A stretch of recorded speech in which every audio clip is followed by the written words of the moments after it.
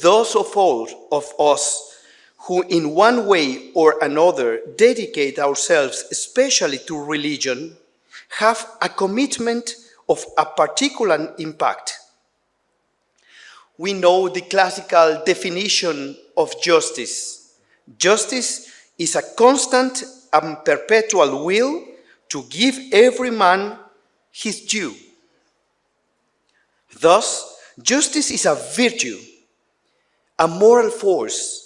In Latin, the word virtus, virtue, indicates that which is proper to the vir, that is, the man of integrity.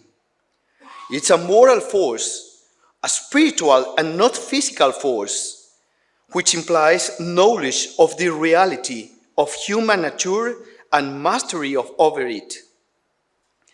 Aristotle rightly noted that the norms of justice, which do not derive from nature, but from human consensus, are not the same everywhere.